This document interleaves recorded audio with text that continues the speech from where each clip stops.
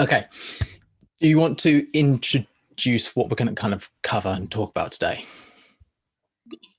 So the topic of today is a very loosely going to be termed an introduction to flexible dieting, or as I prefer to think about it, dieting flexibly, because I think it's like intuitive eating versus intuitive eating.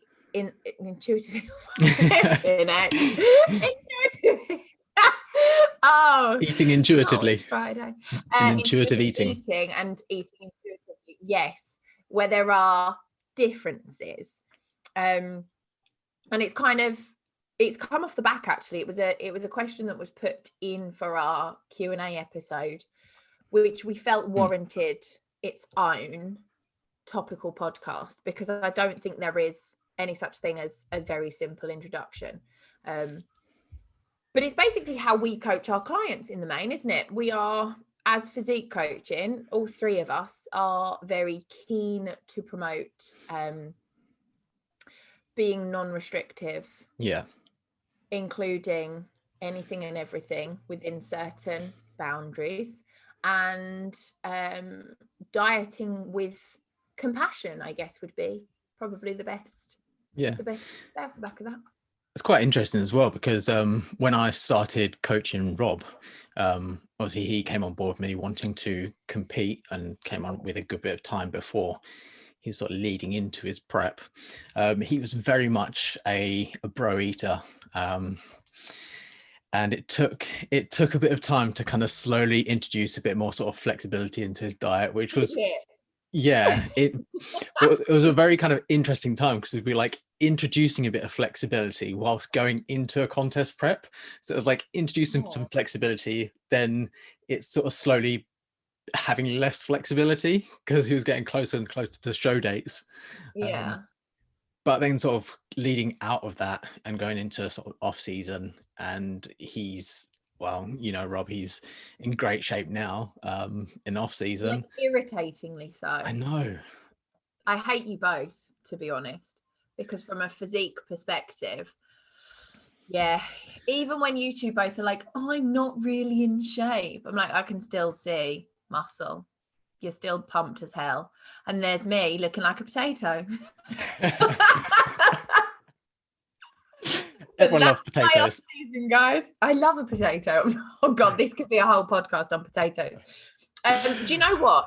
I have found myself being hashtag triggered by a lot of things. Yeah. But I and this leads us into the flexible dieting kind of side of life. But I follow a girl on Instagram. To my knowledge, she's not competing. She has been coached by quite a well-known female coach, and then has just moved to a guy who does a lot of like contest prep. And my theory is going to be that she is going to compete, but she's gone from a coach who does preach flexibility for her lifestyle clients to a coach that gives her a meal plan. And all I keep seeing is her eating 3 miniature saurines as like pre-workout. And to me, that's like red flag central. Like it's this constant, pre-workout or post-workout, and it's like 3 saurine bars or some cereal. And I'm a bit like, girl, where's your veg? And I find this kind of meal plan culture very frustrating. I think it'd be good to actually touch on the kind of concept of meal plans as well, and why people kind of think that it's what they need, and how we kind of approach them. Because obviously, well, not obviously, everyone thinks that we can do meal plans. Anyone can do a meal plan, but legally, unless you're a registered dietitian, you cannot. So all those bogus personal trainers that that hand out meal plans just called you all out. Yes. So but I think it'd be a good place to start off is kind of defining what we mean by flexible dieting, and what kind of variations, in a sense, there are. Because my introduction to sort of a more flexible approach, because I will admit it, when I was younger, it was very much a men's health educated teen. I ate pretty quote unquote clean foods, and things were a bit more restrictive. But my kind of introductory kind of point that I started to learn about macronutrients and flexible dieting was around the time I actually done my personal training qualification. Not from the qualification, but more so the people that I met and started to actually want to kind of delve into nutrition more, because that's where I felt that I wanted to understand more. So I started to kind of delve into the if it fits your macros kind of crowd. And then obviously that blew up as its own kind of thing and kind of took a bit of a negative approach with it, when it wasn't really aimed at that. It was aimed to be that if it fits your macros, IFYM and flexible dieting are kind of like the same thing. Yes. Which in kind of loose terms is eating what you want to hit your target macros or calories for that day, week, to achieve obviously the progress that you want, whether that's in a calorie deficit to achieve fat loss, maintenance, surplus, etc. But the IFYM crowd took it very literally, and tried to kind of cram it. It very much got into a point where it was like pictures on social media of how much crap can you sort of fit into your diet and still hit your macros. I went off a bit of a tangent, but no, I like it. My kind of introductory to it. Yeah, absolutely. I mean, the one thing I can say, hand on my heart, out of all of the things that I've done over my personal training career that sometimes make me go, oh God. One thing I've always said to my clients is I'm a big advocate of not banning food groups or food items. So I think loosely, I've always kind of preached a level of flexibility, because I've always believed that you can still achieve your fat loss or whatever goals without avoiding everything that makes you a little bit smiley. I don't know that I've always managed to successfully do that myself, but with clients, I've always been very open and said, if you want a biscuit with your tea at 4 p.m, then have it. But you've got to understand that there are going to be limits to that. And you can't have all of your cake and eat it all of the time. Because there will come a point where you then won't be able to achieve whatever your physique or physical goal is. If we talk very basically about fat loss, say your say you're a woman, your calories are 1600, that puts you in a really nice calorie deficit. Your main 3 meals of the day are good lean sources of protein, complete protein sources, plenty of fruit and veg and whole grains, and that's the way you like to eat, which would kind of be described as the old clean eating. But then with a couple of 100 calories of your day, you want to reserve that for some low calorie ice cream or a cupcake, a couple of biscuits. I think that's a great way to still be able to have things that you really enjoy. Like, obviously, yes, the idea would be that you really enjoy your other meals, but you can make certain cutbacks to have your indulgences as and when you fancy them.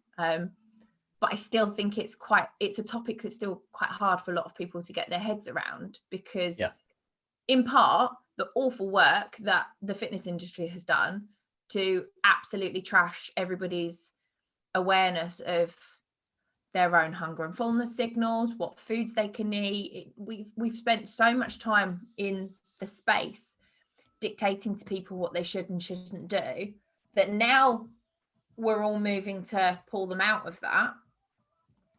But I think it's even harder work than getting them to stick to the rigid structures in the first place. Does that make sense? Yeah. Or if I just utterly No. ramble? Yeah, no, it does make sense. And I think a lot of kind of the issues that we start to come across is, I love the analogy that a little bit of information is dangerous, because people understand a little bit about nutrition and they'll take that and then run with it. So a lot of the kind of clean eating crowd, like demonizing certain food groups, is because there's just this little bit of information. And it can be something surrounding carbohydrates, for example, that we've got more complex sources and more simple sources. And these, it's the fact that the digestion of more simple sources is quicker. But people take this information and run with it, that it starts to cause these knock-on effects of fat gain, etc., and that we can't eat these simple sources, we can't eat sugars, we can't have blah blah blah. But when it's consumed within a balanced diet containing protein, fiber, fats, which all slow down digestion of these faster digesting carbohydrates, then it's not going to be as, it's not going to have that negative effect. And I say a lot of people will look at these individual variables with kind of vision goggles, that they will only see that one thing without considering the diet as a whole. And if you have, for example, one like small bar of chocolate in a week, is that a bad thing? No. If it's something that you enjoy, it brings you pleasure, like, it's okay. It's not going to ruin your progress. No. But if those small habits build and compound, and that small bar is not a small bar, it's a whole big slab, then this is where we start to see those issues arise. But absolutely, like you say, like it's a good point where we as fitness professionals are trying to take people that have probably a disordered eating habits, because they've gotten to a position where they want to lose body fat or want to make a specific change. So we're trying to introduce more structure and more guidance to enable that change, but we want to introduce some kind of flexibility with this and educate people at the same time. No, absolutely. The fitness industry's got a lot to answer for, really. But I like to think we're tackling it one little step at a time. So, I mean, the approach that I take with my clients, and this is regardless of their goals, but I think naturally I do pick up quite a few female clients who have some form of fat loss goals. They might not be big fat loss goals, but there is normally something there. Yeah. The approach I take is that I will set them either a calorie number or a calorie range. I've moved into ranges a lot more with things like my step counts and my calories, because I think, again, that gives a bit more flexibility, because you're not rigidly trying to stick within one number. So it might only be 100 calorie range, but right, your goal, Luke, this week is to be between 1800 and 1900 calories. If it falls somewhere between that, then great. Then I'll also give them a protein range. So again, I've started working on more ranges as opposed to total numbers, because I think there can be a lot of then stress that comes about and goes, oh, well, if I'm 3 grams under, does it matter? No. But if I'm 5 grams over, does that matter? Again, no. If I'm 30 grams under, well, that's potentially a whole protein serving. So again, working within a range. And then I will set them their minimum essential fats. And that's near enough all I give them to go on. because they're my primary concerns. I have started actually getting a bit tougher on setting them fiber targets. And I'll set things like fruit and vegetable goals, but kind of in terms of looking at the macros, my biggest things, and my clients will be listening to this and hopefully smiling because I talk about it all the time, calories, because it's your calorie balance that is going to dictate whether or not you achieve your goals in whatever way. Yep. Protein, especially when resistance training. And from there on in, kind of do what you want, because I don't view that it is my place, nor am I interested in sitting there with my clients and going, well, your carbs you can pick from these 3 sources. Who am I to dictate what they might feel like eating? And I know that for me, the more somebody tells me stuff like that, the more I will actively do the opposite. Like if you said to me, oh, right, okay, so for breakfast, you can only have 40 grams of oats or 2 Weetabix. And I'd be like, well, what if I want my mini raisin wheats that I am absolutely obsessed with? Oh, well, no, Harry, you can't have those because, you know, with like the raisin paste in them, it's going to make it a faster diet. Really? Like I just feel that whole eating from prescribed lists of food, being able to only pick from certain sources, it kind of leads back into like the Slimming World vibe, where you've got like your healthy option A, your healthy option B, and then you've got your sins. And it's again just another variant of, oh, well, I'm going to tell you can eat what you want, but I don't really mean you can eat what you want, because this is a list. I feel like any coach that gives you a prescribed list of foods, in most cases, should be run away from, screaming.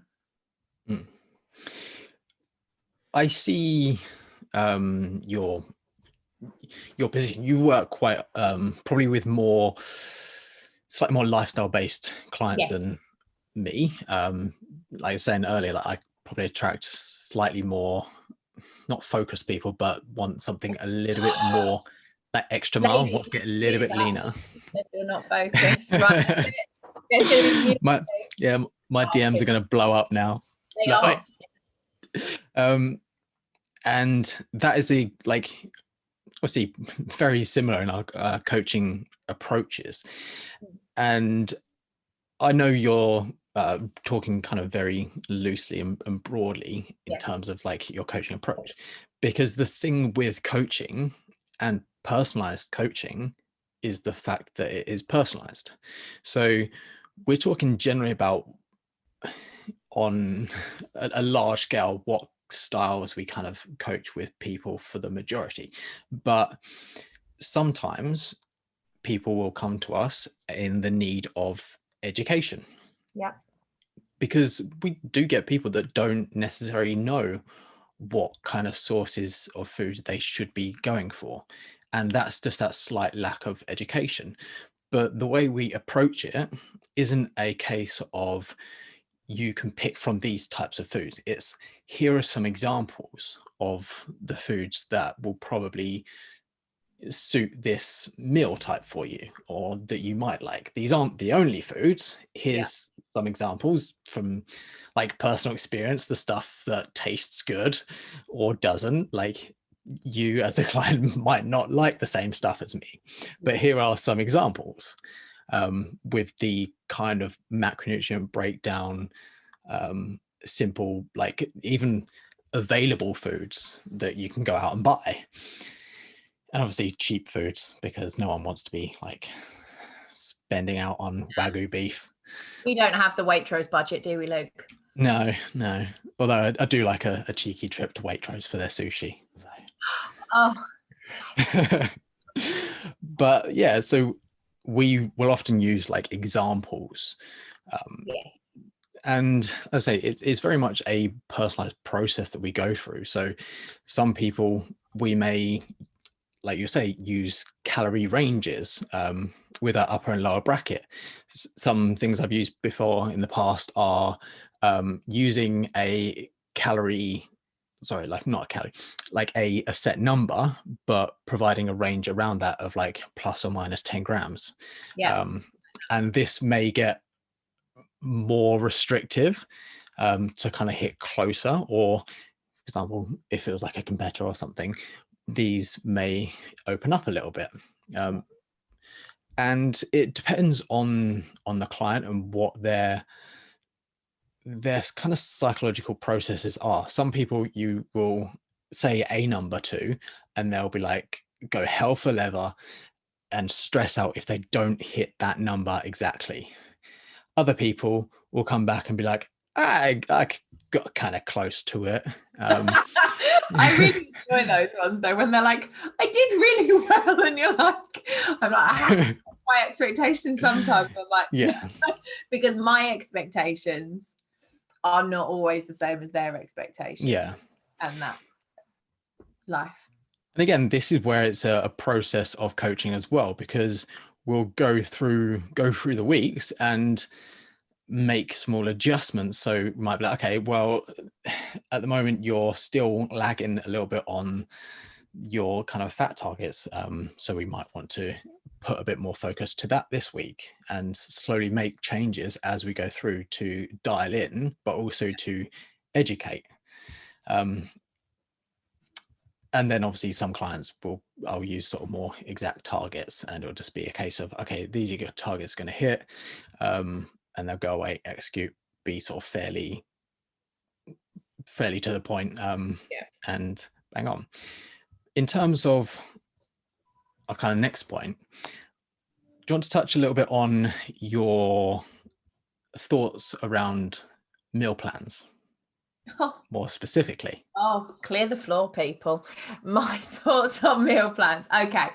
In the main, I do not like them for exactly my target client, which is the kind of the lifestyle client. Now, the reason I'm not a big fan of a prescribed weekly meal plan in general is because of several things, really. But one is it takes the choice away from the client, and I think it works on the kind of assumption that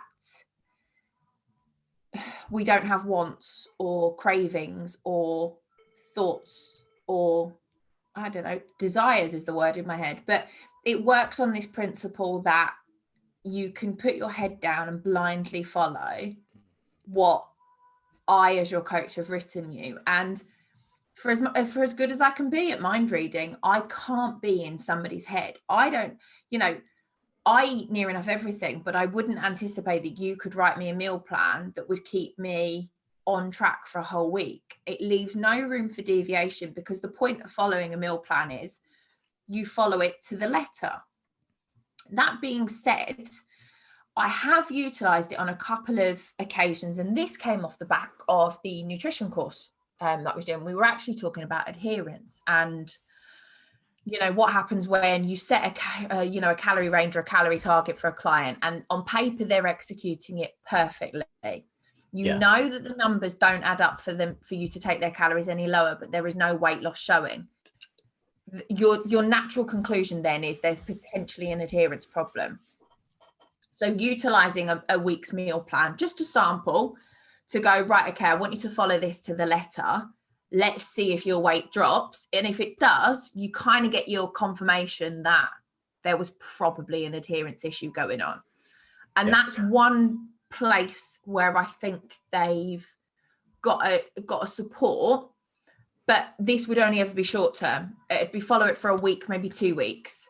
Have the blinkers on nature to just forgo what is there, because we all talk about, if you're dieting in particular, the food is going to be there at the end regardless, and the more you keep trying to slot in things that don't necessarily fit your calories, you're just going to prolong your diet, because if you keep bouncing out of your calorie deficit, you're making your process longer. So head down, let's try and push for that. That's the time where I think maybe a meal plan can be helpful. What I don't like about them is this prescription for I eat quite emotionally. If I've had a bad day, I tend to have a little bit of a quote unquote binge, and people trying to fix that by going, here's a meal plan. And that's where they make They make my insides feel funny because I always not say addressing the underlying issue. No, and I always say to clients, and I can write you the best meal plan in the world, full of all of your favorite foods. But ultimately, the point of the matter is, if you don't follow it, you're still not going to get the results.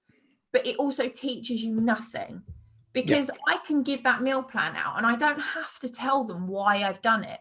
I might go, yeah, I've done it around, you know, the foods you've told me you've liked and the style of like the foods that you eat.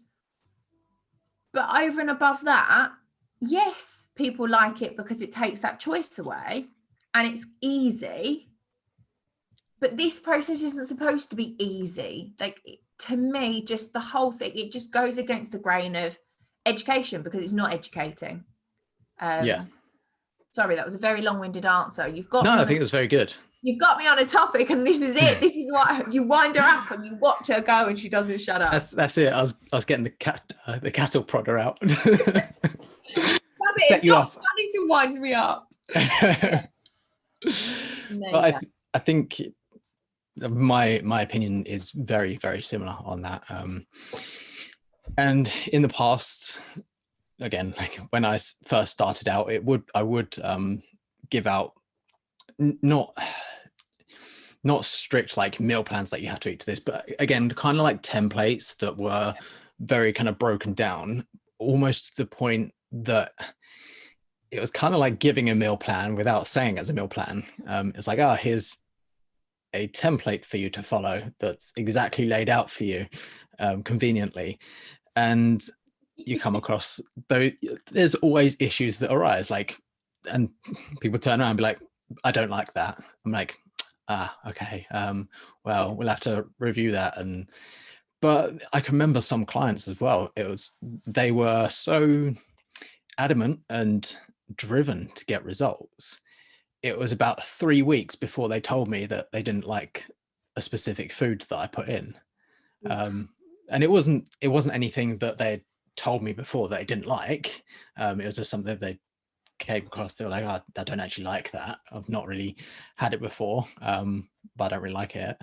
But I thought that I needed to eat this specific food to get the result. Yeah. And I say we are trying to educate people, and I'm a kind of big believer that everyone should have some kind of base level understanding of nutrition, because we don't really get taught much about it. And what we do get taught is very outdated, very generalized, kind of loose terms. And it's always a bit like, I don't know, like standoffish. It's like, oh, we might be better doing this or that. We don't really know. Or you get the other publications and things that blast out keto for everyone, and it's like, no. No, I'm with you 100%. I feel like a lot of client inquiries, especially when I was a lot more on the gym floor, people would be like, oh, so can you tell me a bit about what you offer? Or they'd come to you and be like, okay, so yeah, can you do me a meal plan? And it's like this thought that to have a personal trainer or a coach, they have to give you a meal plan because that's what's going to get you the results. And funnily enough, I was thinking about this on the way back from the gym. My mind ticks over when I'm driving or training about like post topics.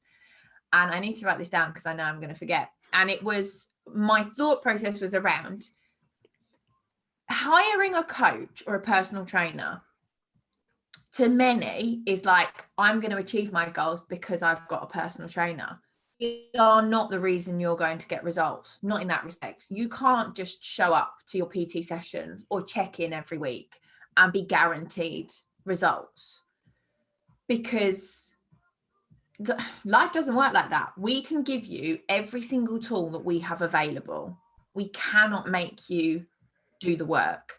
And I think still there's not enough kind of communication around that. And I remember when I qualified as a personal trainer, people are like, oh yeah, but you know, you've got to be a certain kind of person to be able to afford a personal trainer. And I mean, God, I was so cheap.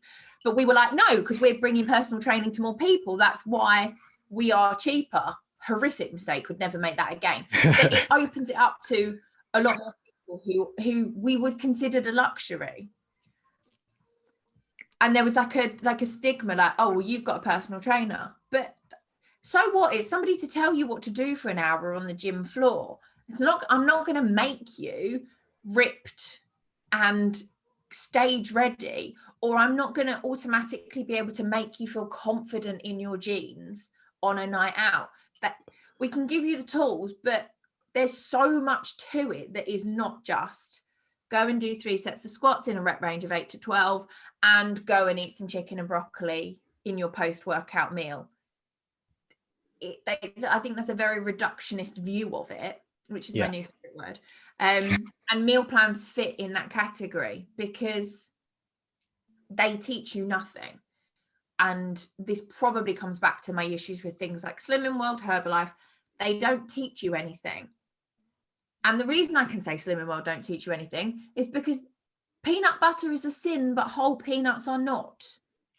Blows my mind every time.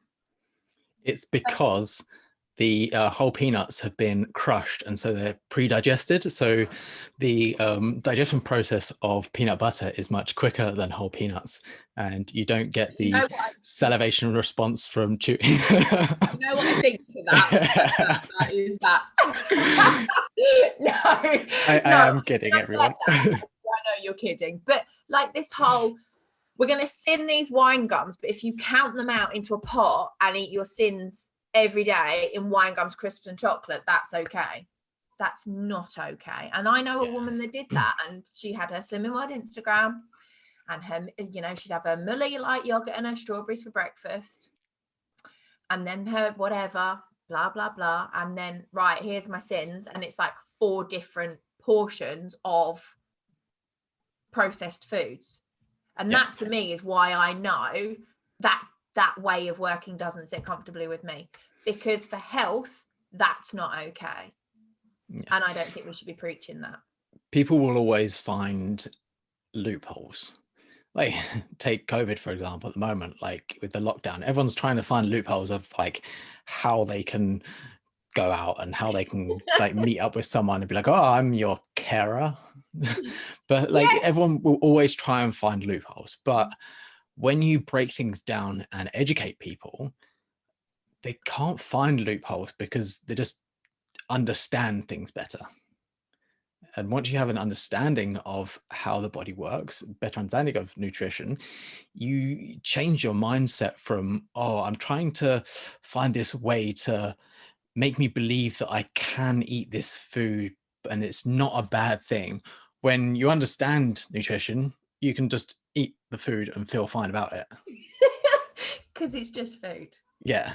And just know that the majority of the time you're eating very well, and this is just part of an inclusive diet for you, and it's just part of your diet. Oh, the clean eating movement, that's another one that used to grind my gears, because my sarcastic response when somebody's like, I eat really clean, and I'm like, so you scrub it with antibacterial soap, do you? Because I'm a sarcastic shit like that. But that whole good versus bad, clean versus dirty comes back to cheat meals and treat meals or off-plan meals. Oh, just all of it red flaggage, because it's another way of perpetuating that we can't be trusted to eat based on our own tastes and flavors. And that's the reason we struggle with our weight. Not that actually there is just an abundance of highly processed, highly palatable food everywhere that is beyond cheap to get hold of and convenient. And that's because we are in a world where food is omnipresent. And that's my word of the day, loo roll. I like Yours is reductionist. But reductionist. How good do we sound? Oh, good luck. I love it. So let's talk then about the concept of unconditional permission to eat, which is one of my favorite phrases. That's my phrase of 2021. How do you feel about that phrase? slightly hashtag triggered, as you would put it. We're all triggered. Okay. What about it do you find triggering? I'd say the concept of that phrase, from a, I'd say like an inclusive, socially accepted, progressive movement, in a sense, like we want to feel like we can do what we want when we want and it be okay. But I would say, like, a lot of people will take that too far, and having unconditional permission to eat has kind of got the world into a fat state. Yeah. To put it bluntly, like, some people do take that too far, and they do give themselves unconditional permission to eat. But that's the thing, we're in a industry that we're trying to combat that. So we're always going to be seen as the bad people because we're trying to kind of combat that to a global extent of like reducing obesity, and trying to make people healthier. But then on the complete other side of that, when we're looking at disordered eating or people that have gone through a very restricted diet, followed meal plans, followed XYZ,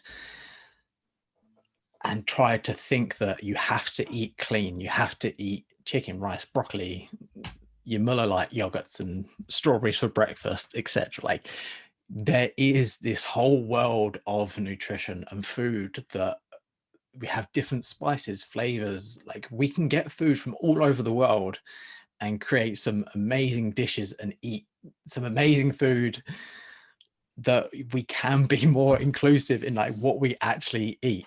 Yeah. And allow yourself to consume stuff just in moderation. So I feel kind of like the two sides of this coin. What's your perspective? I totally agree with where you're coming from. My takeaway from the term unconditional permission to eat stems from not having days of the week or times of the day where you can eat quote unquote acceptable foods. Yeah. So the premise of it that I like is you don't have to wait until Friday night to have a takeaway. If you want one on a Tuesday for whatever reason, then cool. You don't have to have, drinks with a friend just on a Saturday, because Saturday is the one night of the week you're allowed to have a drink. What I want with my clients is the freedom to make their own choice any day of the week. And it's that freedom of choice, which is wrapped up in, don't eat like a dickhead and then come and moan to me that you're not achieving your goals. Yeah. Whether your goal is fat loss or maintenance, and let's talk about those because they're two camps I'm used to working with quite a lot. If your goal is fat loss, yes, by all means, have a takeaway. You're probably going to be better served by picking something like a chicken kebab over and above a stuffed crust Domino's pizza because of the calories in that. And that's just a very simple kind of statement. By all means do that, or by all means have that Domino's pizza, go over your calories for one night and one night only and enjoy it. That's fine. That's not going to massively rail your dieting endeavors. But if you take unconditional permission to eat as, right, I'm going to have a Domino's pizza and I'm going to eat the whole thing and I'm full, but I'm not really going to stop. And then I'm going to have some Ben and Jerry's, and then we're having a film, so I'm going to have some chocolate. Oh, but then I'm going out for brunch tomorrow and I really want the pancakes because I've seen that they do a really nice pancake stack with like chocolate and toffee. And then I want to have a milkshake with that. That's like a whole other thing. And that is taking it too far, because I don't think anybody can tell me that they can eat all of that and still sit there and go, I've acted in accordance with my values, Yeah. or I've listened to my hunger and fullness signals, because I don't think that's not going to be the truth. That's just, I think, a pretty little lie that you spin to yourself. So the bits I want to take, and again, it's like what you said about a little bit of education.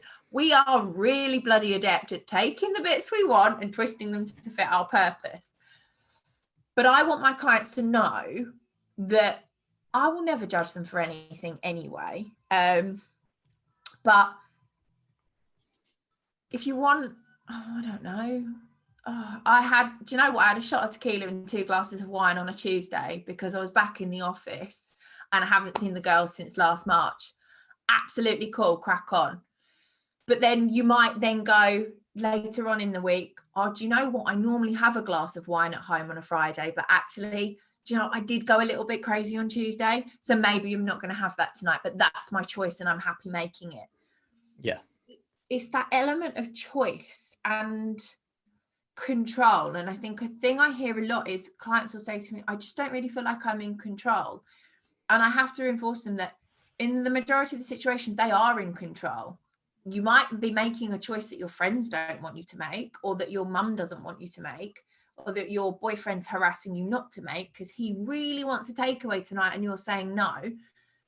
But you've got to protect your space. And if you want to have that takeaway with him or her and enjoy it, even though you had a takeaway on, Monday night as well, then do it. Yeah. Just don't beat yourself up afterwards. Because like you just said, it's food. It's not really anything to be scared of. Not really. It's all got calories. It's all got macronutrients or micronutrients of some description. And any of it, if eaten in abundance, can cause you to put on fat. And I think that got lost a long time ago with the demonizing of fats and sugars. You eat too much chicken breast, it's going to go somewhere. Just because it's a quote unquote clean food. Body fat is just excess energy that is stored. And that, I think, can be just an eye-opening statement for some people. Again, body fat is not to be feared. Putting on a little bit of weight is not really to be feared because it's a natural process. It's just potential energy, just like they're ready to explode into some greatness. Exactly. Oh, I love it.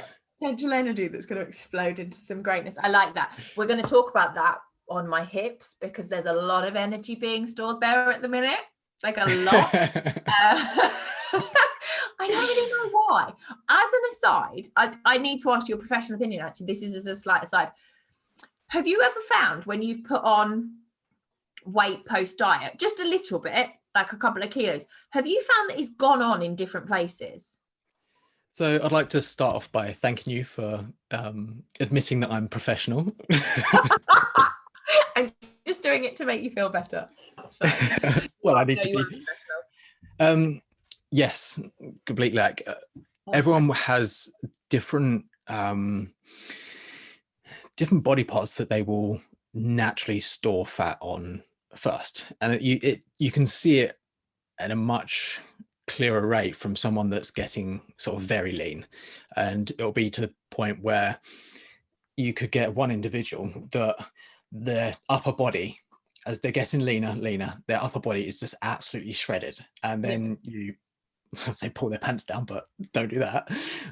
From their lower body, it's not going to just hold it. Their lower body's still holding that body fat, and you just have to keep digging further.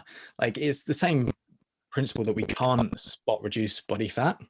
You can't choose where it goes back either. It's at some point it's going to go to your hips, some point it's going to go to your arms, sometimes it's just going to go to that back of your neck. Like it's just going to happen. Very aggravated by the well, it's really come back on my hips and I'm like, why there? I'm not very happy with it, but okay.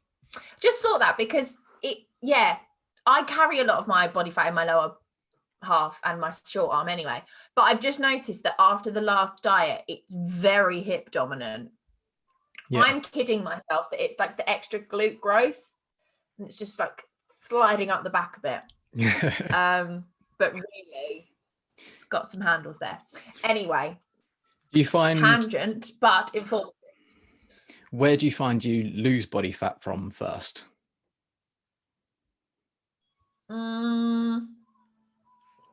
Probably my back. My back's probably the leanest part of me. Stomach, lower stomach takes forever, and it's the first place it does go back on. But there's a new extra bit of hippage that I wasn't aware of. But my legs probably still look quite similar to when I finished the diet. So maybe that's okay actually, because my legs have been my biggest bugbear. And there's a little bit of muscle just trying to poke through now. So maybe that's what's just happened. I don't know, but it's making my jeans uncomfortable. Yeah, there's no real like rhyme or reason why these things happen. Like people will try to come up with reasons why, of like different hormones from the body, of like, this is why your left toe becomes bigger. But you know where else it's gone back on? Boobs. They're massive at the minute. I'm going to get so told off. Yep. It's gone back on my boobs and my hips, and my head was like, oh, I wonder if there's like a scientific explanation for that, but no. There's probably not. And you can get the same person going through two different fat loss phases, and one time like their quads will come in before their hamstrings, the next time their hamstrings might come in before their quads. Like there's no real, like, you could look into some degree of like the volume of training on certain body parts, but I think that has such a minutia of effect, and it's only to really that kind of very last stages of prep potential.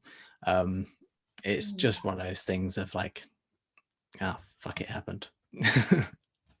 Okay, all right, noted. Right, back to flexible dieting. This is going to be a very convoluted podcast, but I'm here for it because it's not slick. It's not 100% a professional operation. And if you ever give somebody like me a microphone, you only ever knew that you were in for a bit of a ride, really. Yeah. Yep. Okay, so we've covered our kind of description of flexible dieting. We've covered unconditional permission to eat. We've covered kind of a little bit about how we structure things for clients, but what would you say are like the biggest things that you would encourage clients to do in order to be more flexible with their diet? Okay, cool. So let's take this from an example of someone that follows like a quote unquote like clean eating diet that's transitioning into a more of a flexible approach. I would first off get them to start playing around with different sources of like the macronutrient based foods, because someone following that approach is going to have their carbohydrate source, their protein source, their fat source in like a divided plate approach. So I would start getting them to rotate in different sources of those foods, and that's going to have like multiple different benefits anyway. Like you're going to be consuming different vitamins, minerals for like carbohydrates and other sources. Proteins, you're going to be consuming different amino acid profiles, and same as fats, you're going to have different fat sources. So you're going to start to rotate those foods, and then I would probably from there get them to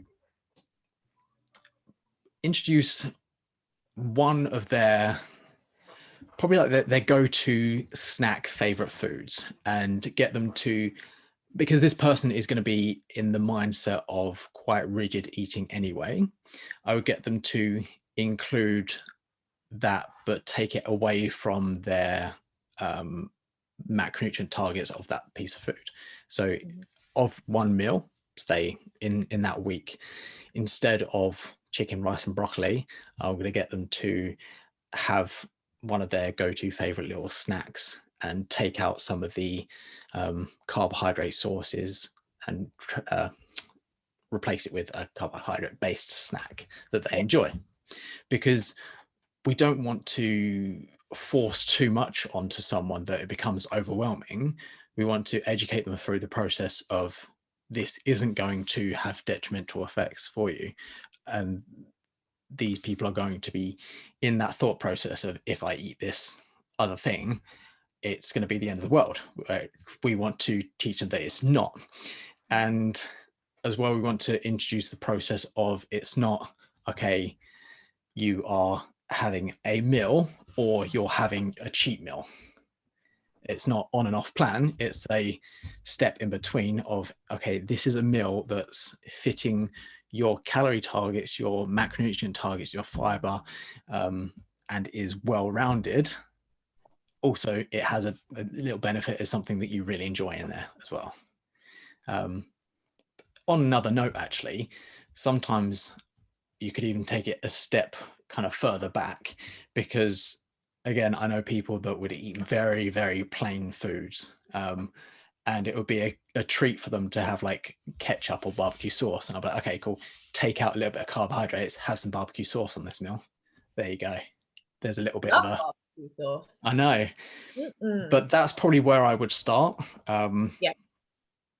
And I think you're covering kind of the foundational basis of trying to slowly introduce them into this process, because it's not going to happen overnight.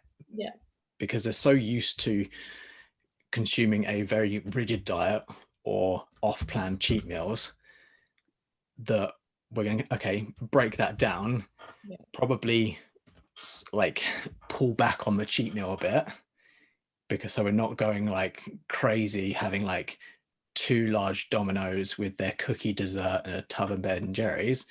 We're gonna be like, okay, maybe we'll just pull that back a little bit, and you can still have, maybe just, replace some of those bits with some like lower calorie ice cream, or maybe not eat 2 pizzas and just have one. Or share one, like that kind of thing. So it's very much stepped as we're going forward. So not because, and again, generalizing, most of the people that we work with are after fat loss. So we're gonna, on the large scale, want to be reducing their calorie consumption.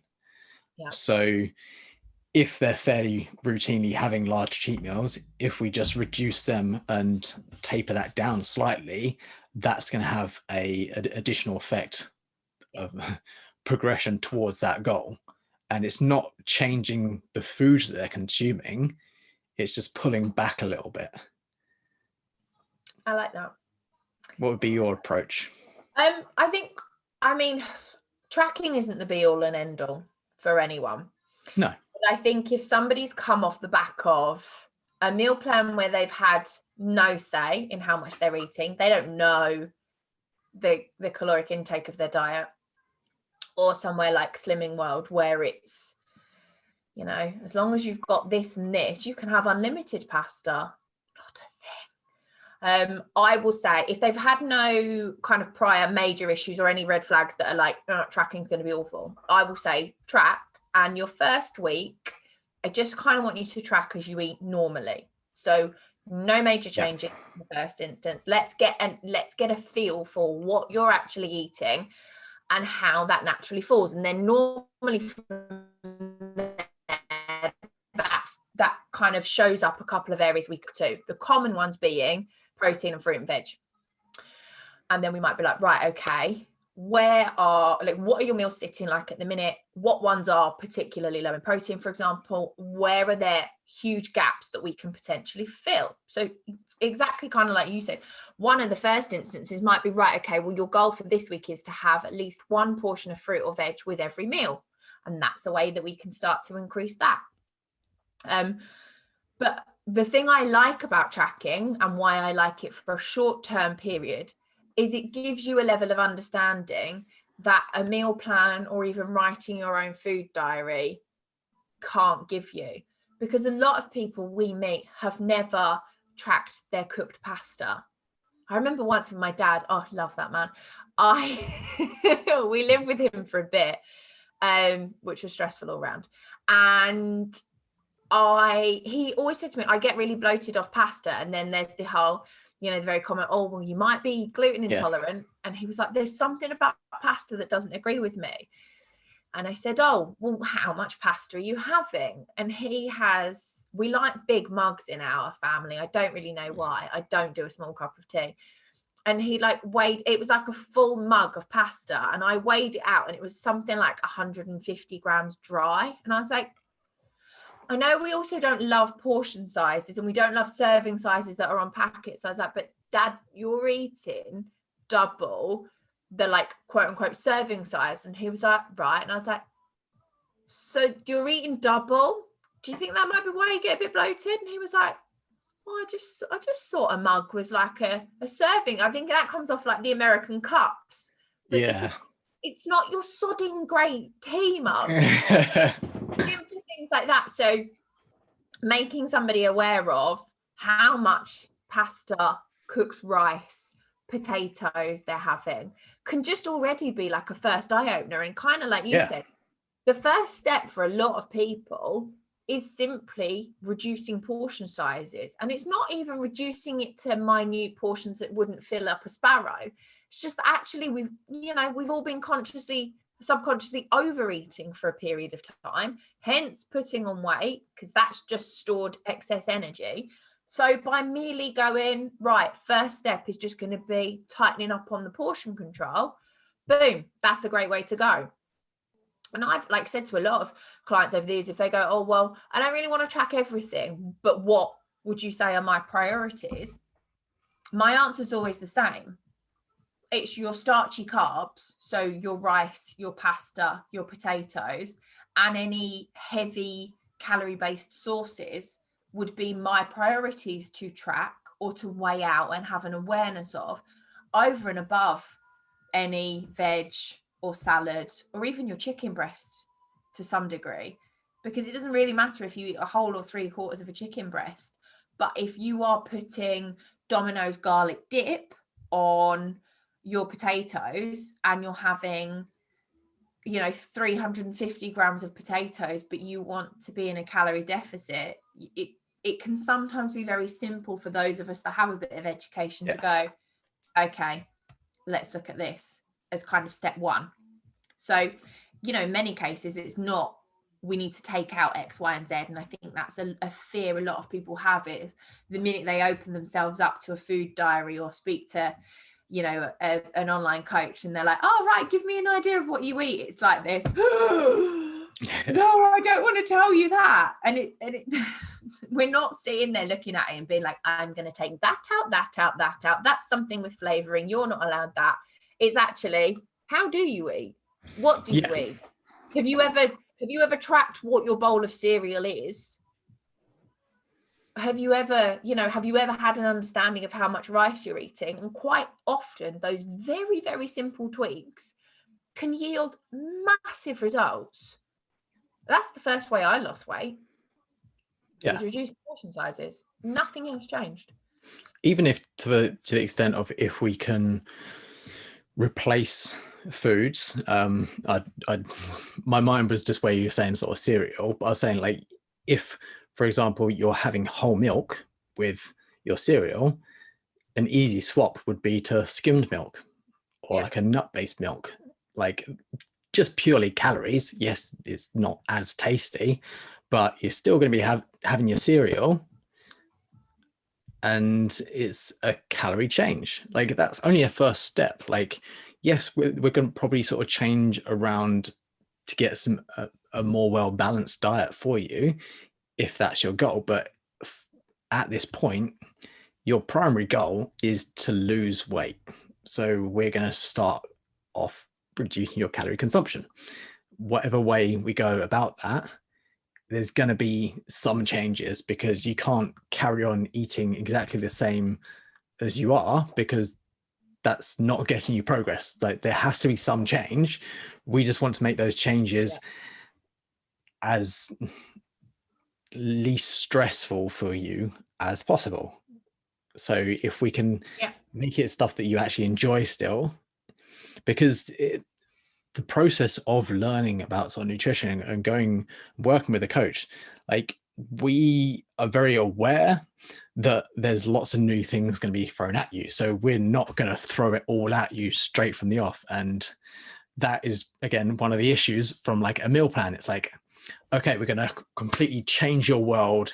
You've got to go from eating 3 meals a day to eating 6. I want you to buy all of this new food. You're gonna have to spend a good couple of hours a week prepping it all and making sure that it's all weighed to the gram,